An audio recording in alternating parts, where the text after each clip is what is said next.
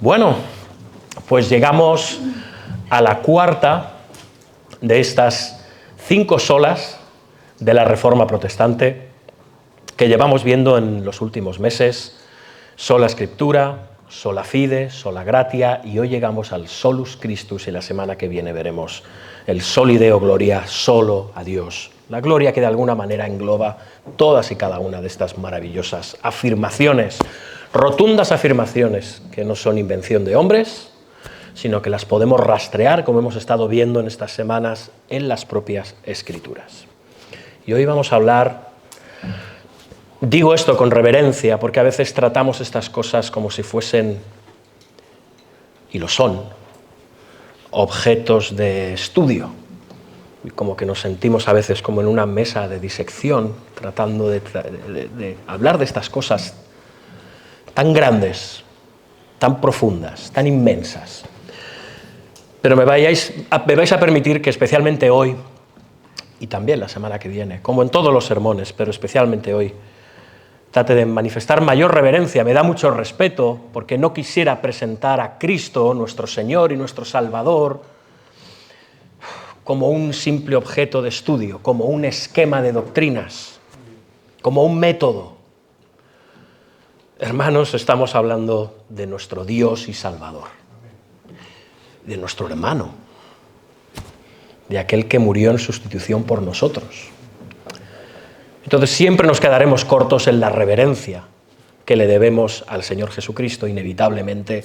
Así que pido perdón al Señor si lo manifiesto en algún momento, y si nosotros también, en medio de esta exposición de hoy, empezamos a divagar o a no prestar la debida atención a algo como esto.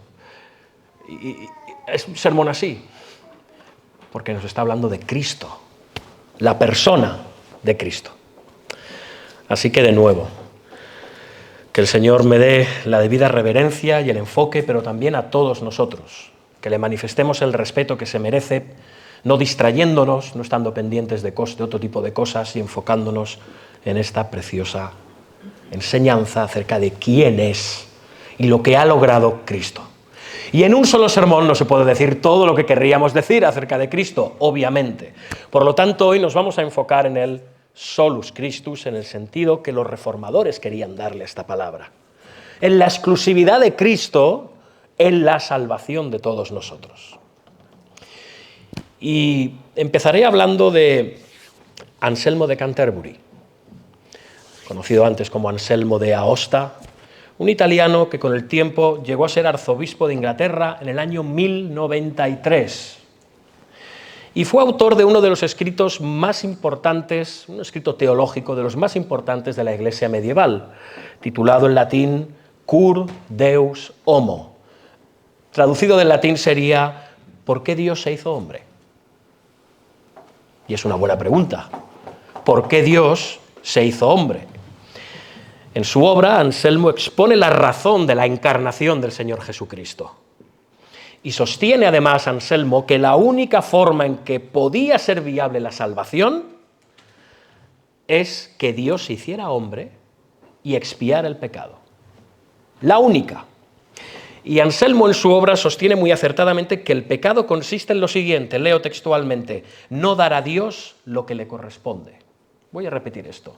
El pecado para Anselmo consiste en no dar a Dios lo que le corresponde, lo cual ya de por sí es una ofensa infinita a Dios, no darle a Dios lo que le corresponde. Y sigue Anselmo: nada es menos tolerable que el que la criatura quite el honor debido al Creador y no devuelva lo que le quita. Lo horrible del pecado humano no es solo que hayamos robado el honor a Dios, no. Es que además somos incapaces de devolvérselo. Aunque Él nos lo demanda. Se lo debemos, pero no podemos devolverle el honor que le robamos a Dios. Por tanto, sigue Anselmo, en cuanto a Dios no le pertenece a su libertad, ni a su bondad, ni a su voluntad perdonar y dejar impune al pecador. ¿Por qué? Porque su carácter justo no le permite ignorar el pecado. Y por eso, dice Anselmo, es necesario que Dios se hiciera hombre. Por esto. El problema del pecado solo puede ser resuelto por alguien que sea a la vez Dios y que sea a la vez hombre. ¿Por qué? Porque es el hombre quien debe devolverle a Dios la honra que le ha robado. Nosotros somos los ladrones, nosotros debemos ser los que restituyen, pero ninguno de nosotros podía. Por lo tanto, Dios mismo tuvo que hacerse hombre para devolver a Dios esa honra. Solo Dios puede tratar verdaderamente con el pecado. Solo Él, no nosotros. Nosotros somos víctimas, esclavos y artífices del pecado. Por eso el historiador Stephen Bellum tiene estas palabras. Es interesante, hablando de este libro, Cur Deus Homo, ¿por qué Dios se hizo hombre? Dice que es la obra teológica clave sobre la expiación de la época medieval. Sin embargo, al no situar la obra de Cristo en su contexto bíblico, no desarrolla adecuadamente la representación y sustitución de Cristo. No me quiero ir muy arriba nada más empezar, pero lo que trata de decirnos Stephen Bellum y muchos académicos es que esta obra, que es tan importante y tan acertada en tantos asuntos, desvincula a Cristo de su contexto bíblico, de cómo podemos rastrear la obra de Cristo en las propias Escrituras, cómo lo vemos dentro del contexto de vamos a decir, de una teología del pacto de Dios con los hombres. Esto es lo que no tiene Anselmo, dentro de que su obra es buena. Claro, todo esto acabó generando en la Iglesia medieval un montón de interpretaciones incorrectas en cuanto a cómo la obediencia y la justicia de Cristo se hacían nuestras. ¿Cómo podemos apropiarnos nosotros de la obediencia y de la justicia de Cristo? Por ejemplo, Tomás de Aquino, o Santo Tomás de Aquino para algunos, sugiere que la obediencia y la justicia de Cristo nos eran transmitidas ¿mediante qué? Mediante la Santa Madre Iglesia. Y muy especialmente esa obediencia y esa justicia de Cristo la recibíamos mediante la observación estricta de los sacramentos de la Iglesia. No había otra manera posible. Ante lo cual los reformadores clamaron: no, solus Christus, no, solo en Cristo esto es posible, como respuesta a lo que afirmaba el catolicismo romano.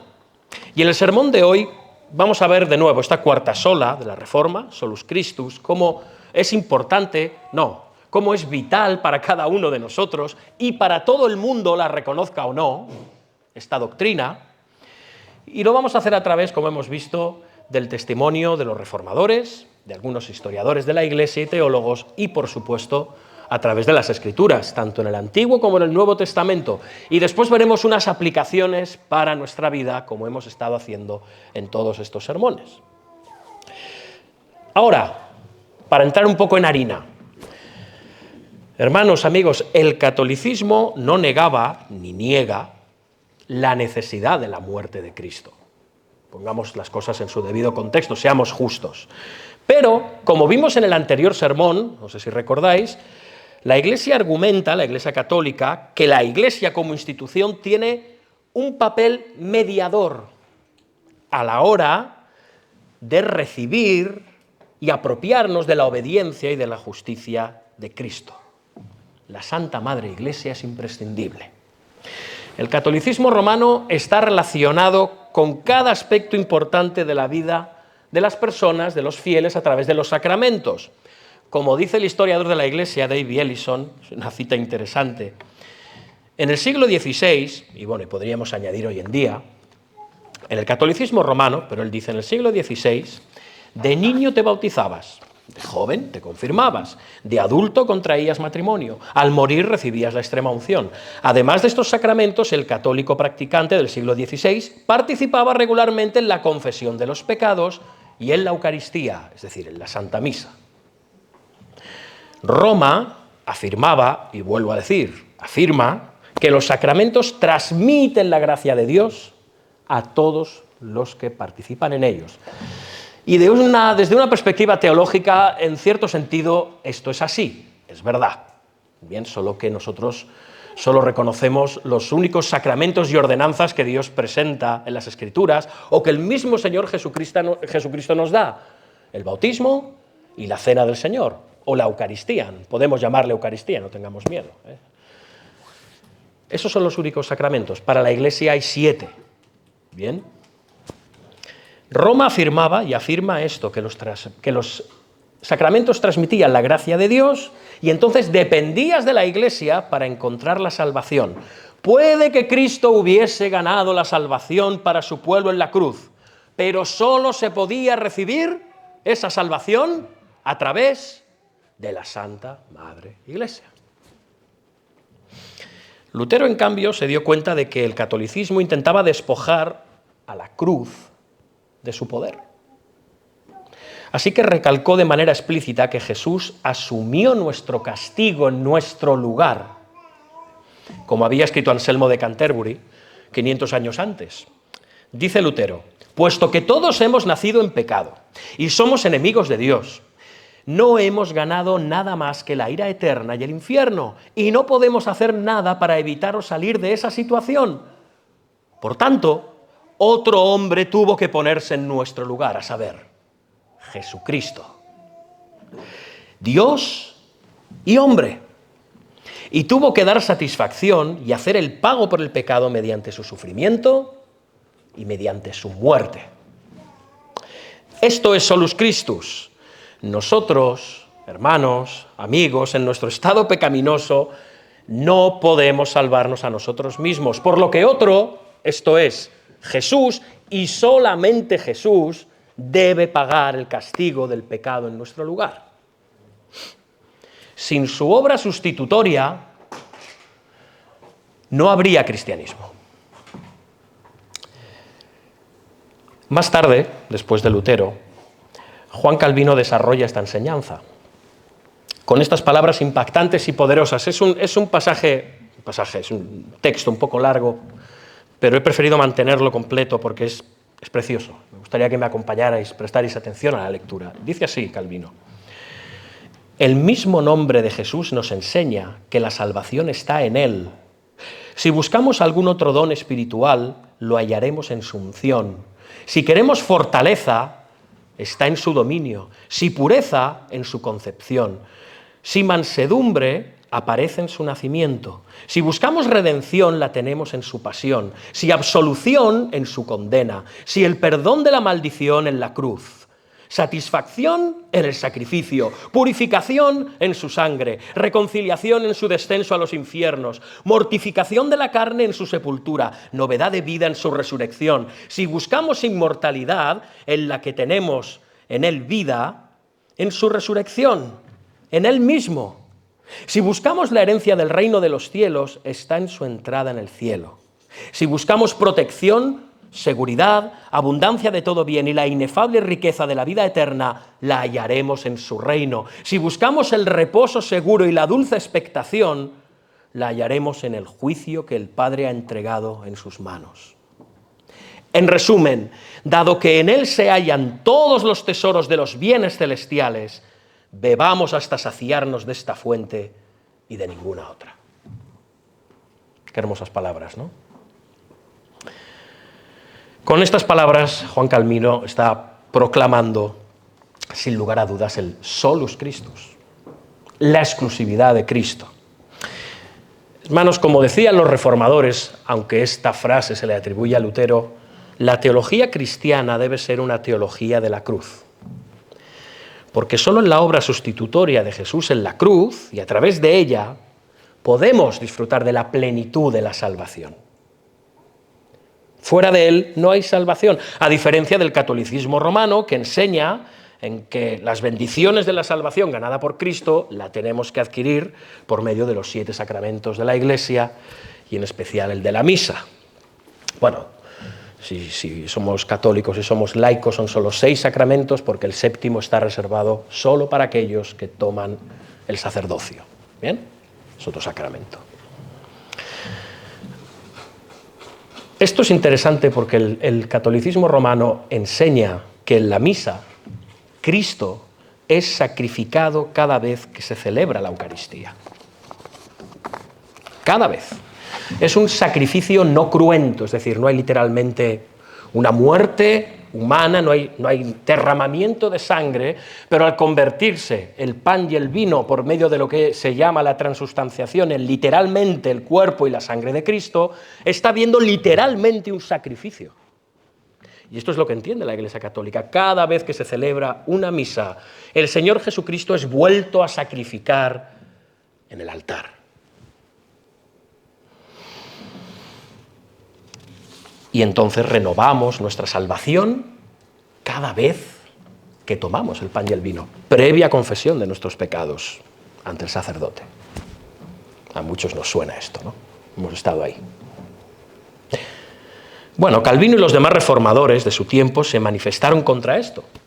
De hecho, Ulrico Zwinglio afirmó: ya que Cristo se sacrificó una vez, es un sacrificio cierto y válido eternamente por los pecados de todos los fieles. Como enseñan las Escrituras en el Antiguo y en el Nuevo Testamento, nuestro único consolador, redentor, salvador y mediador con Dios es Jesucristo.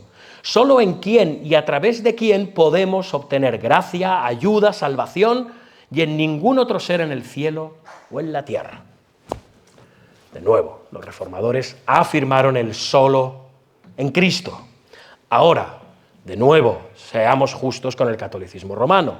Al igual que los reformadores, el catolicismo romano está de acuerdo en la identidad única de Jesús como Dios encarnado. ¿De acuerdo? No la niegan. Creen que es la segunda persona de la Trinidad hecha carne. La diferencia radica en el entendimiento que tienen de la suficiencia de la obra de Cristo. ¿La obra de Cristo es en sí misma suficiente o no?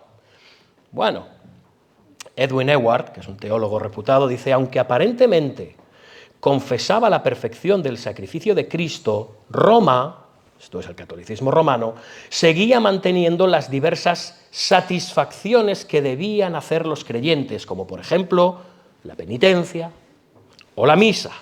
Y esto comprometía que tanto la persona como la obra de Cristo fueran únicas. Hermanos, no podemos añadir nada a la obra de Cristo. Él mismo exclamó en la cruz: se ha consumado, se ha completado. La obra está terminada. No hay nada que tú y yo ni nadie podamos añadir a esa obra salvífica. Nada. Son esfuerzos estériles. Es decir, si como afirma Roma, la obra de Cristo no es suficiente por sí misma, ¿sabéis qué quiere decir esto? Entonces la persona de Cristo ya no es única. Ya no es única. Y si la obra de Cristo no es única, ni suficiente, tampoco lo es su persona. Cristo no es suficiente. Los reformadores, sin embargo, insistían en que la muerte de Cristo satisfacía todas las exigencias de la ley de Dios contra nosotros.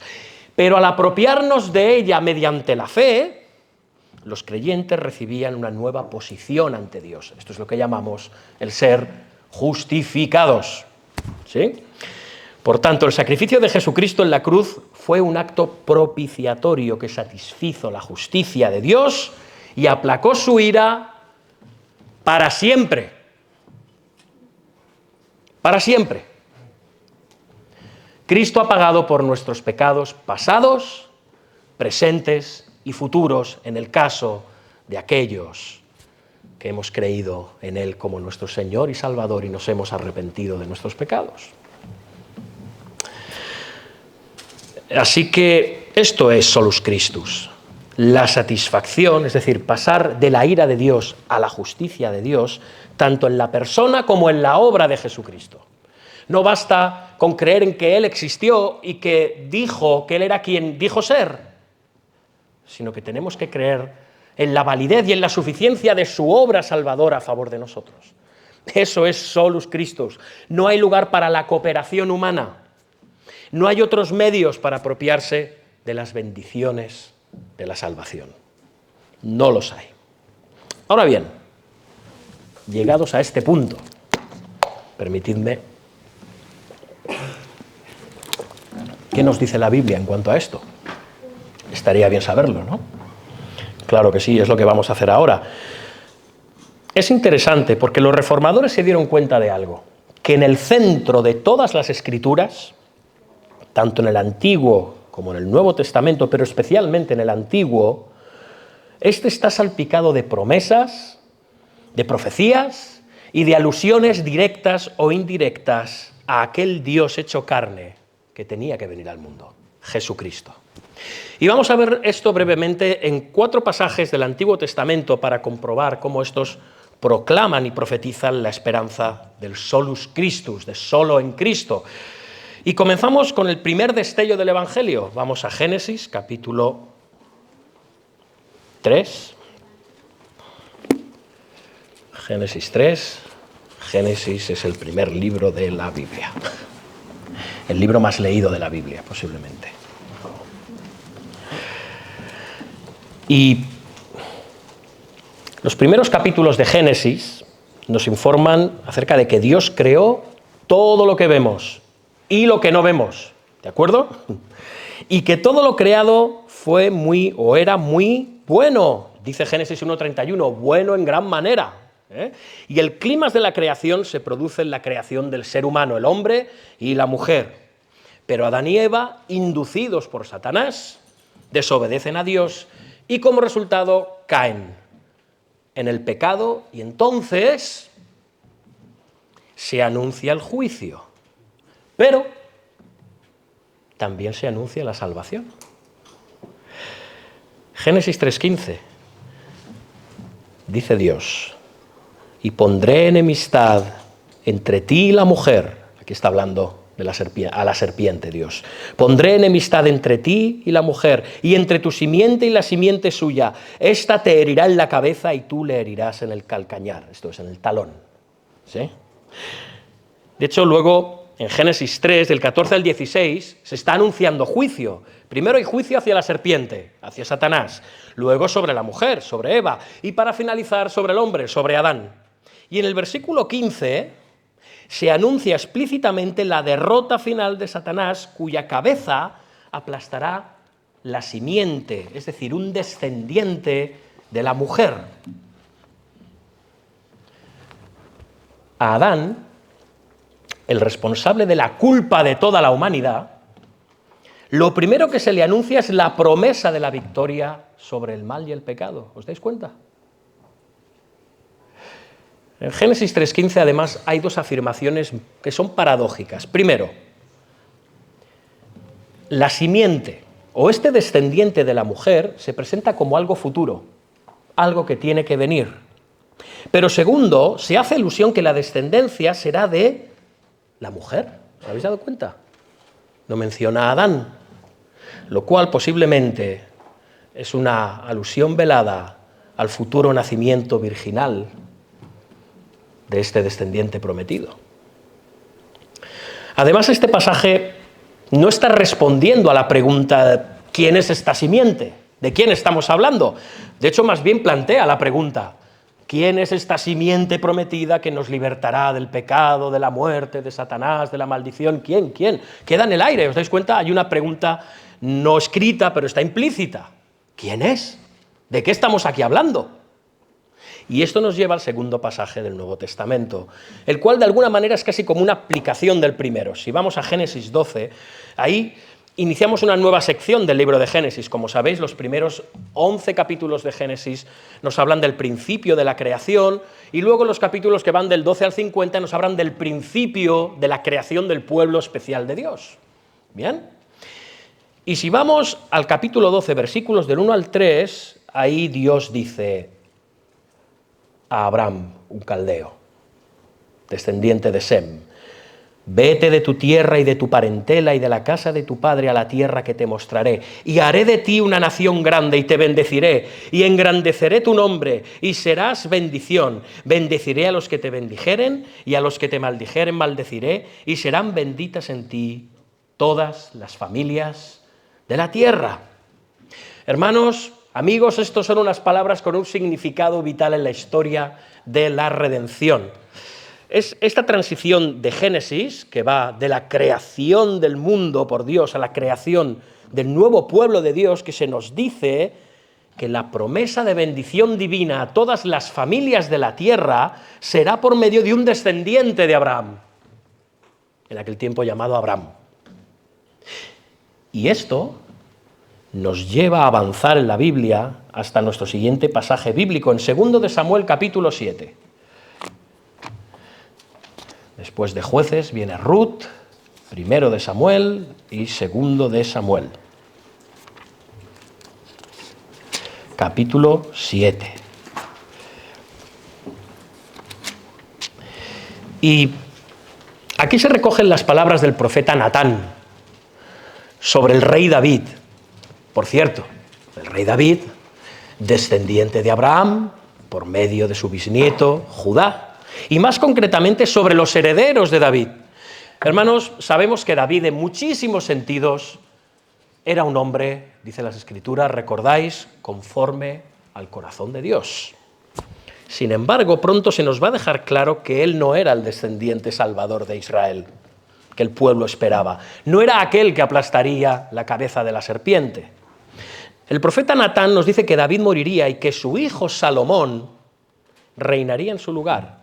Y dice 2 de Samuel 7, 12 al 14, acompañadme, dice: cuando tus días sean cumplidos y duermas con tus padres, yo levantaré después de ti a uno de tu linaje, el cual procederá de tus entrañas, y afirmaré su reino. Él edificará casa a mi nombre, y yo afirmaré para siempre el trono de su reino.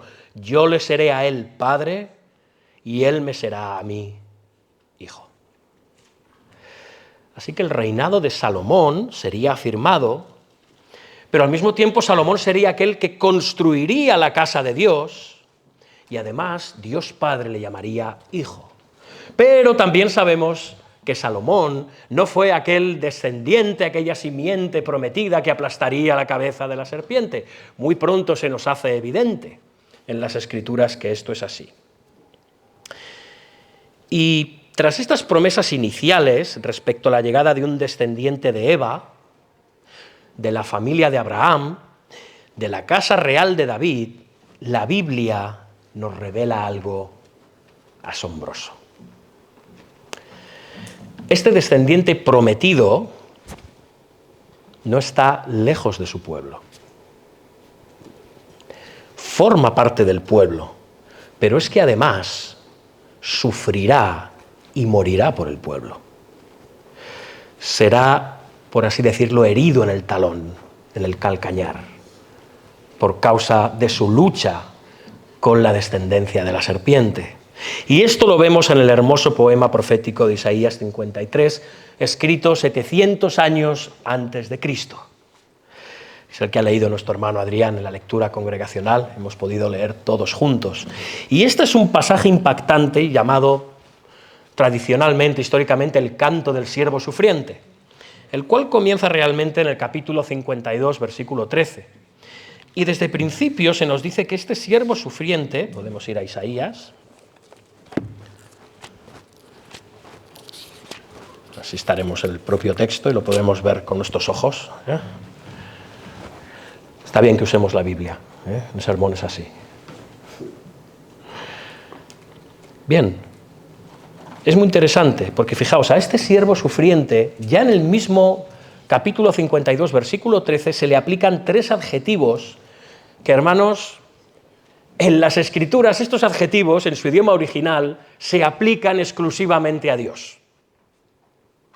Se dice que este siervo sufriente será engrandecido, será exaltado y puesto muy en alto.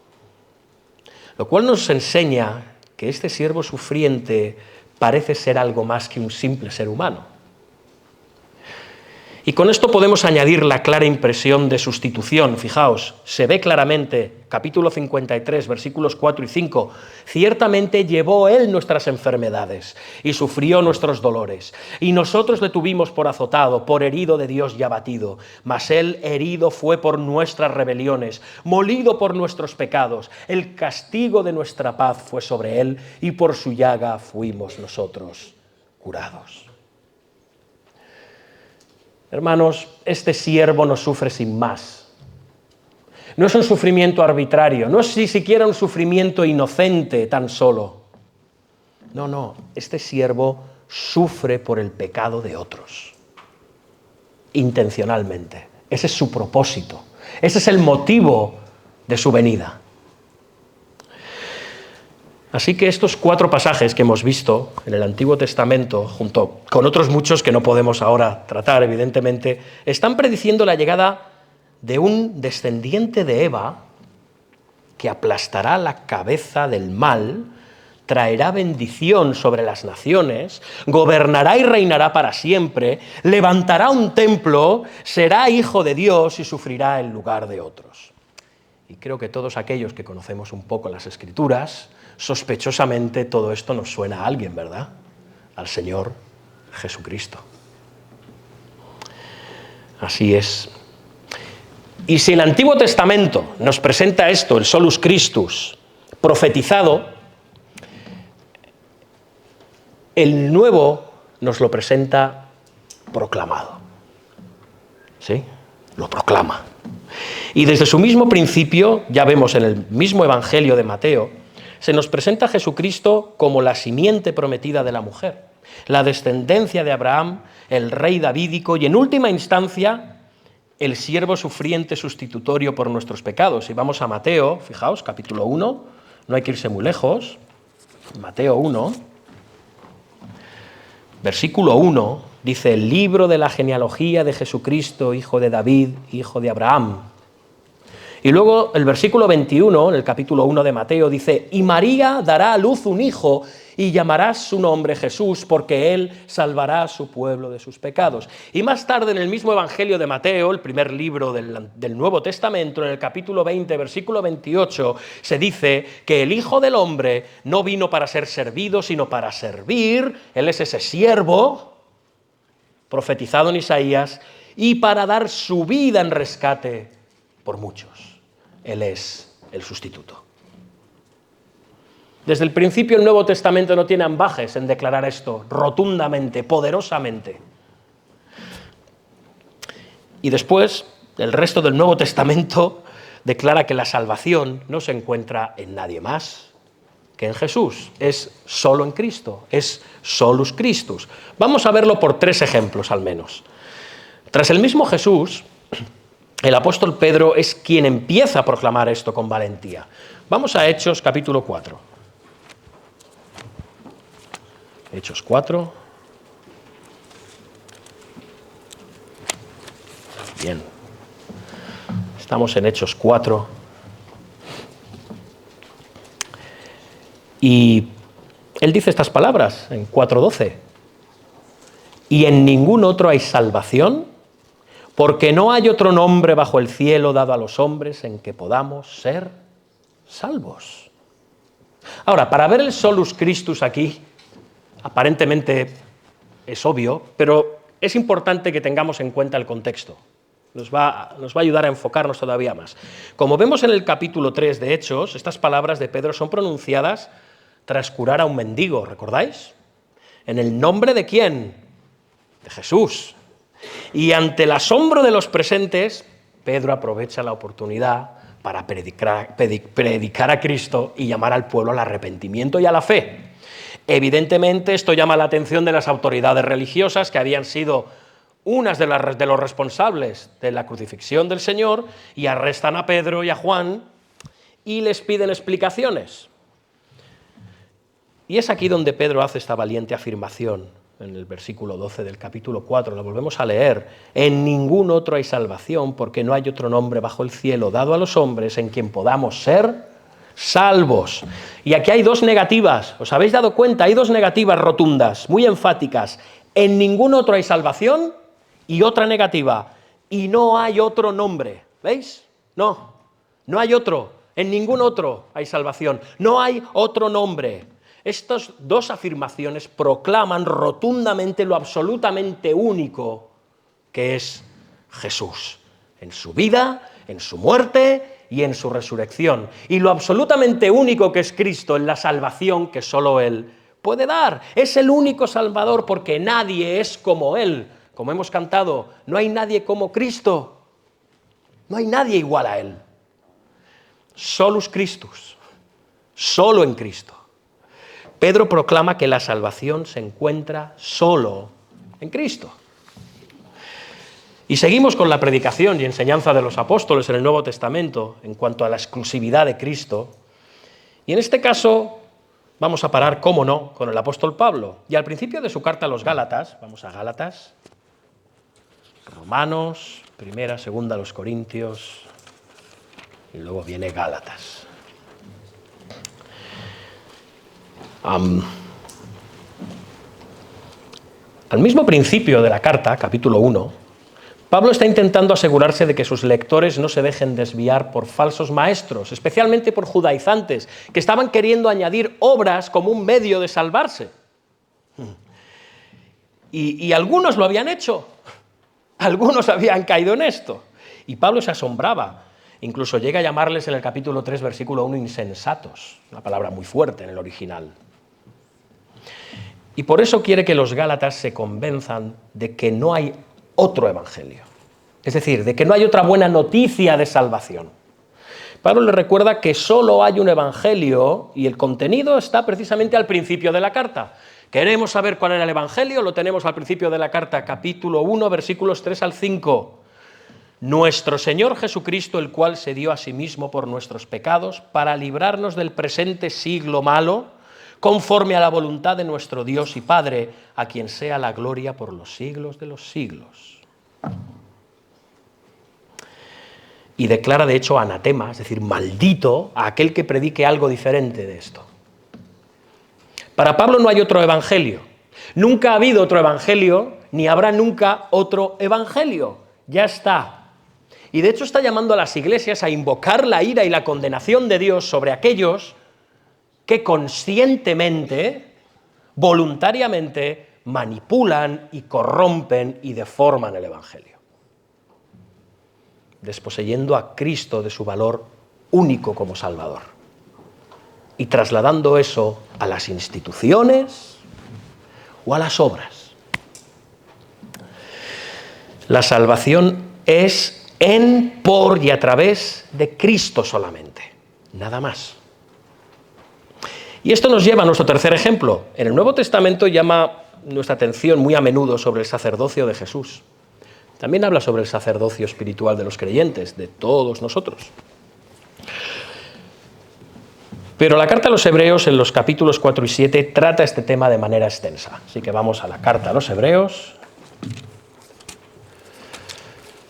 ya que estamos considerando Santiago en los estudios de hombres y mujeres, es justo el libro que viene antes, si no hay lugar a dudas. Y dice el autor de esta carta, a modo de resumen, en el capítulo 8, perdonad que no lo he dicho, capítulo 8, cuando ya ha terminado esta exposición del sacerdocio único de Cristo, los capítulos 4 al 7, en el capítulo 8, versículo 1, el autor ofrece este resumen. Ahora bien, el punto principal de lo que venimos diciendo, es casi como una clase, ¿no? Ahora bien, el punto principal de lo que venimos diciendo es que tenemos tal sumo sacerdote, el cual se sentó a la diestra del trono de la majestad en los cielos. ¿Sí? Ahí nos quedamos. Por tanto, uno de los temas centrales de la carta a los Hebreos, precisamente, es que Jesús es el sumo sacerdote y, por tanto, los creyentes no deben confiarse ni encomendarse a ningún otro sumo sacerdote. Ahora, para aquellos que venimos de un contexto católico, igual esto lo tenemos claro, pero supongo que cuando hablamos de el Papa de Roma, hemos oído muchas veces que se le llama el sumo pontífice. Esto viene de una palabra latina que es sumus pontificex. Literalmente esto es sumo sacerdote, ¿de acuerdo? Este es el sumo pontífice, el sumo sacerdote. El Papa para los católicos es su sumo sacerdote, atención. La carta a los Hebreos, escrita y validada como palabra de Dios, aún muchísimo antes de la pretendida instauración de un pretendido papado sucesivo, ¿de acuerdo?, en Roma, no tenemos tiempo para hablar de esto, está diciendo que no tenemos otro sumo pontífice. Solo tenemos un sumo sacerdote y este es Cristo. Y el autor de Hebreos lo argumenta y dice que ya no había necesidad de que el sistema sacerdotal judío mediara en las bendiciones de la salvación, allí sí que había un sumo sacerdote levita. ¿Por qué? Porque estas bendiciones las había obtenido Cristo. Y era por medio de Cristo que las podíamos recibir. De hecho, el autor de la carta recalca esto en capítulo 7, versículo 27 de Hebreos. Dice, lo hizo Jesús una vez para siempre, ofreciéndose a sí mismo. Luego en el 9:12 dice, Cristo entró una vez para siempre en el lugar santísimo, habiendo obtenido, atención, eterna redención. Eterna redención. Y también en el capítulo 10, versículo 10, somos santificados mediante la ofrenda del cuerpo de Jesucristo, hecha una vez para siempre. Y luego en capítulo 9, versículos del 11 al 14, se nos dice lo siguiente, leámoslo juntos, capítulo 9, versículos del 11 al 14. Pero estando ya presente Cristo, sumo sacerdote de los bienes venideros, por el más amplio y más perfecto tabernáculo, esto es templo, no hecho de manos, es decir, no de esta creación, y no por sangre de machos cabríos ni de becerros, sino por su propia sangre, entró una vez para siempre en el lugar santísimo, habiendo obtenido eterna redención. Porque si la sangre de los toros y de los machos cabríos y las cenizas de la becerra rociadas a los inmundos santifican para la purificación de la carne, cuánto más la sangre de Cristo, el cual mediante el Espíritu Eterno se ofreció a sí mismo sin mancha a Dios, limpiará vuestras conciencias de obras muertas para que sirváis al Dios vivo. Es decir, la obra de Cristo se ha completado y ha terminado en su crucifixión, en su resurrección y en su ascensión a los cielos. Por eso, el autor de la carta a los Hebreos les anima a no abandonar a Jesús como sumo sacerdote. Hermanos, amigos, creo, hay más, podríamos decir más, pero todo esto argumenta sobradamente que ni la Iglesia, ni menos hombres pecadores, median la salvación ni santifican a los cristianos, ni nos transmiten por sí mismos la salvación obtenida por Cristo una vez para siempre, eternamente. Cristo es nuestro único mediador de la bendición que Él ganó para nosotros. Nadie más, nada más. Por eso debemos descansar solamente en Jesús y en lo que ha hecho y sigue haciendo y hará por nosotros. Así que podemos decir rotundamente que el Nuevo Testamento, junto con la Iglesia primitiva, los apóstoles, los demás autores de las Escrituras, proclaman con fuerza el solus Christus, solo en Cristo. No hay otro nombre, no hay otro evangelio, no hay otro mediador que Cristo. Ahora, llegados a este punto, ¿cómo es relevante, cómo es aplicable esta hermosa doctrina a nuestras vidas? De nuevo, no nos iríamos nunca. Yo me he quedado con dos cosas, al menos con dos cosas. Por supuesto que hay muchísimas más y espero que en el próximo jueves, cuando asistamos y hagamos el repaso de este sermón, vosotros podáis plantear otras cosas en las cuales solo Cristo, solus Christus, es relevante y aplicable para nuestras vidas. Pero aquí hay dos. Primeramente, solus Christus es relevante primeramente en cuanto al contenido del Evangelio y en segundo lugar, solus Christus nos lleva a un correcto enfoque del mandato de predicar el Evangelio. Vamos a ver el primero, el contenido del Evangelio. Como argumentaban los reformadores, la teología cristiana, hemos dicho al principio, recordáis, es una teología de la cruz, es cruzcéntrica. Por eso sermones como estos no podrían predicarse en una sinagoga, ni en el salón del reino de los testigos de Jehová, ni en un templo mormón, ni en una sinagoga, ni en una mezquita. Y en algunos sentidos, si nos enfocamos en la exclusividad de Cristo, tampoco podría ser predicado en una iglesia católica. La teología cristiana es una teología de la cruz. Todo conduce a la cruz o fluye desde la cruz. La cruz es central para el cristianismo. Iba a decir crucial, pero es verdad, es central, es crucial para el cristianismo. Y por tanto, para el Evangelio. No podemos desposeer a la cruz del Evangelio, ni al Evangelio de la cruz. Hermanos, la encarnación de Jesús, la vida obediente de Jesús como ejemplo incluso, sus enseñanzas, la exaltación de Cristo, la labor intercesora de Cristo, todas estas cosas son parte del Evangelio, forman parte del Evangelio, pero nunca debemos destacar estos aspectos por encima de la cruz o a expensas de la cruz. No debemos. Hoy en día en la Iglesia evangélica se hace mucho hincapié en el ministerio de la encarnación. Queremos estar encarnados en la vida de la Iglesia, queremos estar encarnados en este mundo, y se argumenta que como Jesús dejó el cielo para estar con los hombres, nosotros también debemos abandonar nuestra zona de confort para pasar tiempo con los demás, ayudar a los demás, orar con los demás y ayudarles a entender y a recibir el Evangelio de Jesucristo. Y yo digo que esta es una buena aplicación de la doctrina de la encarnación. Claro que sí, pero no es el Evangelio. No es el Evangelio.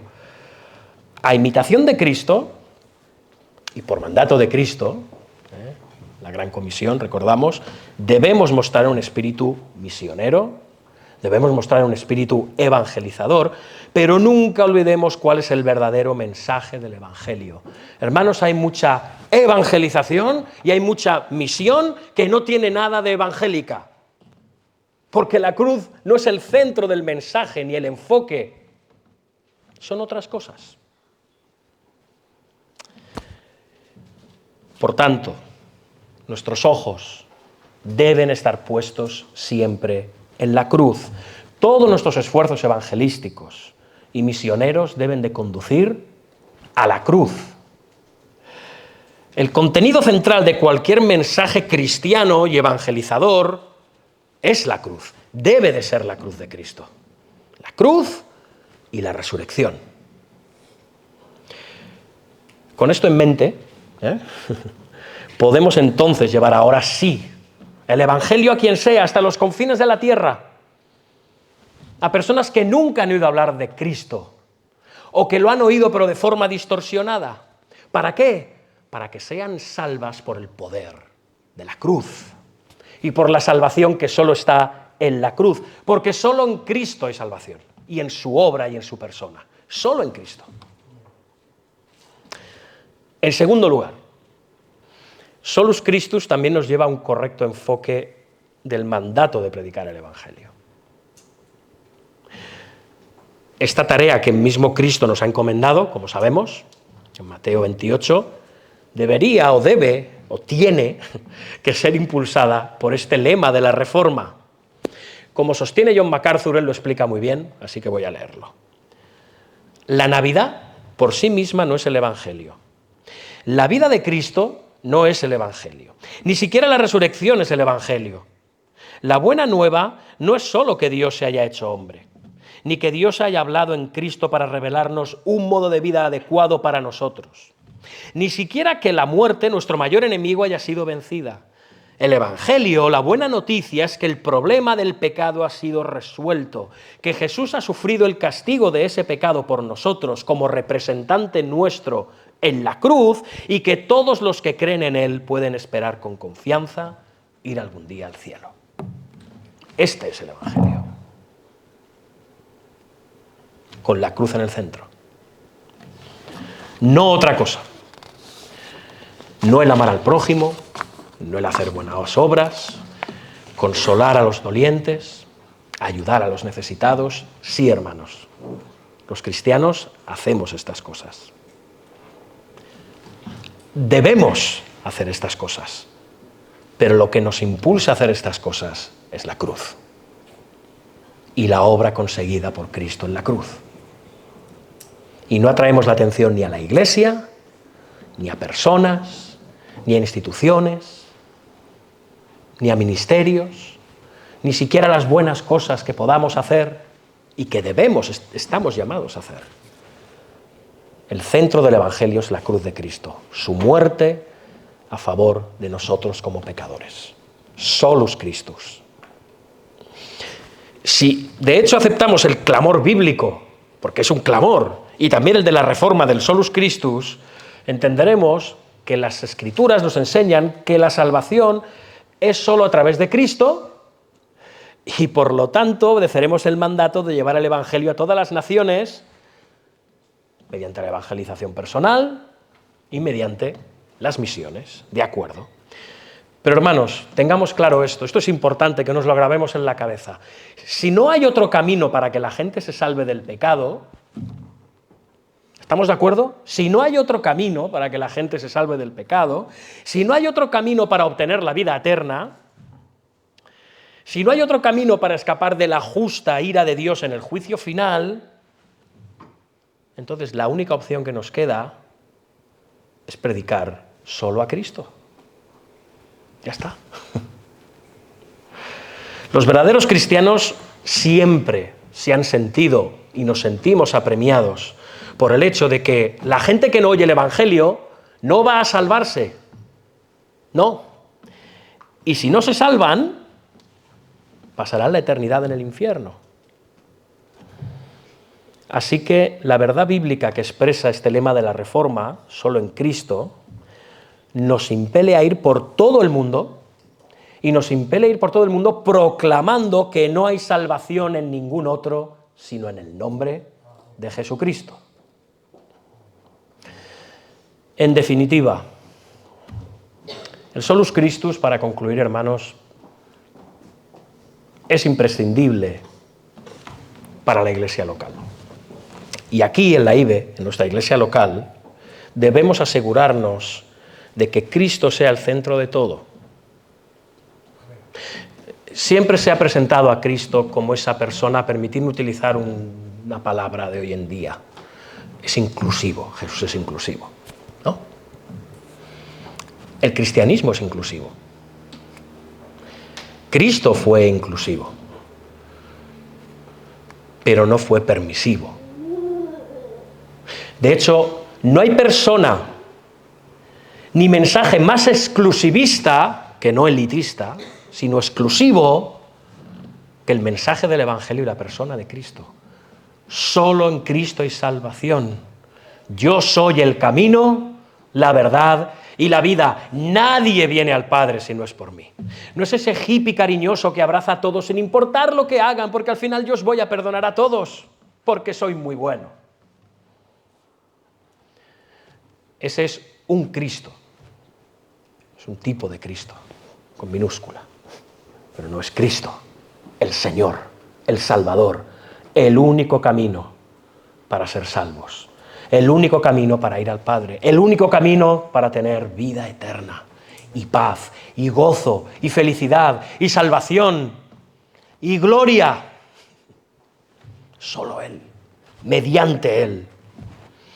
Así que de nuevo, hermanos, aquí en la IBE, en la predicación, en nuestra adoración, en la vida pastoral, en el discipulado, en nuestras reuniones, en el evangelismo, en toda la vida comunitaria en definitiva, debemos evitar todo aquello que eclipse a Cristo y la obra de Cristo. Nada está por encima de Él. Debemos fomentar una vida espiritual donde todos nosotros, los miembros de la IBE, confiemos exclusivamente en Cristo para nuestra salvación y también para nuestro crecimiento espiritual. Solo Cristo, solo en Él.